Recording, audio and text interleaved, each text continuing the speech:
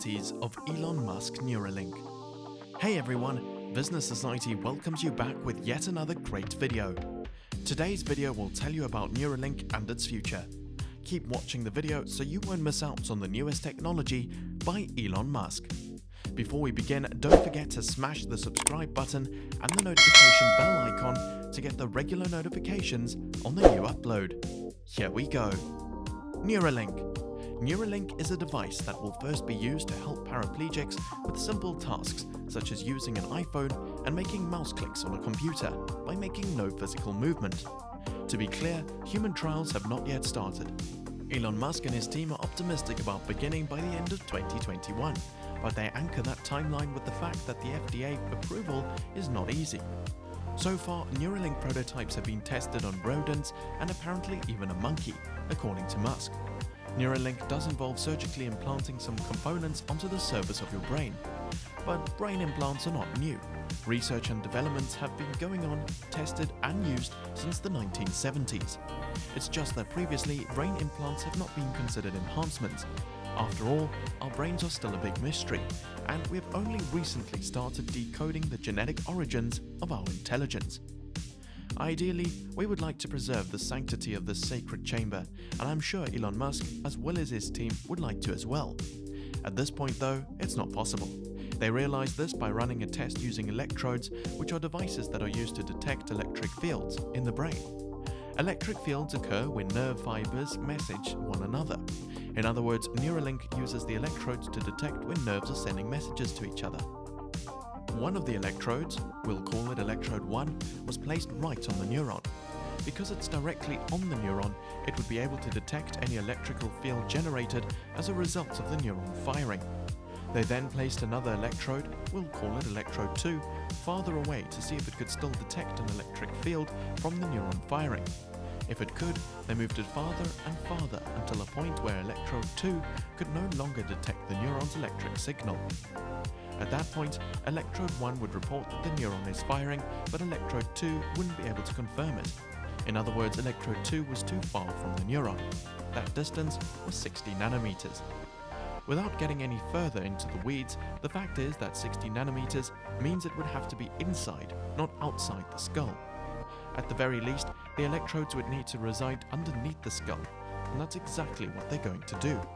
The electrodes, along with a small receiver, will be fitted underneath the skull. No, you won't have an antenna sticking out of your head, and no, holes are not impaling your brain. Stick out your index finger and try to imagine the chip resting on top. Now you realize just how small it is. It's certainly smaller than the AirPods I have in my ears right now, which fire signals back and forth with my brain caught in the crossfire. The cylindrical encasing it would be placed in is 8 mm in diameter and stands 4 mm tall. Coming out of the encasing will be 1024 tiny thin electrodes that look like microscopic threads. When I say tiny, we're looking at approximately 6 nanometers in diameter. To compare, imagine the diameter of your hair and then divide that diameter by 10. It's so small that something as comparatively large as a human hand just won't be able to install it on the brain. That's why NeuraLink created a robotic surgeon too. The future. Elon Musk, CEO of Tesla and SpaceX, seeks to merge human brains with AI. In a live YouTube presentation, he said that his brain-to-computer interface company NeuraLink is on the brink of letting people achieve what he calls AI symbiosis, in which the human brain will merge with artificial intelligence, such that the future of the world is controlled by the combined will of the people of Earth. I think that's obviously going to be the future that we want, he envisioned.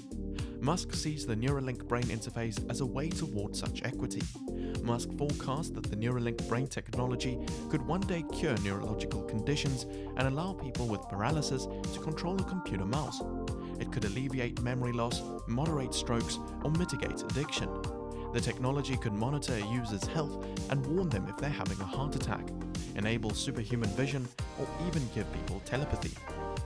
A new and fascinating television series on Amazon Video is called Upload. It's a show in which a person who is dying can be uploaded to a digital afterlife program that has been created and is managed by a mega corporation.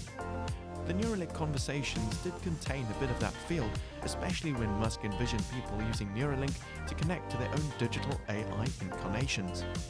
But always visionary, Musk also outlined how the future is controlled by the combined will of the people of Earth. Continuing a community thread that he's touched on before, Musk said, "It's going to be important from an existential threat perspective to achieve a good AI symbiosis." Musk has dabbled with different definitions of freedom and community in the past, always creating new spaces for innovation. Acknowledging that the Q&A session was beginning to sound like a Black Mirror episode, he concurred that one day humans will be able to back up and restore memories. "The future is going to be weird," Musk said, discussing sci-fi uses of Neuralink. "In the future, you will be able to save and replay memories," he said. "You could basically store your memories as a backup and restore those memories. You could potentially download them into a new body or into a robot body." So, this is what the future would be with Neuralink. With this, I'm concluding the video. I hope you enjoyed watching. Make sure you're subscribed to Business Society, and if you're looking forward to knowing more about Neuralink, then stay tuned for more videos and news like this.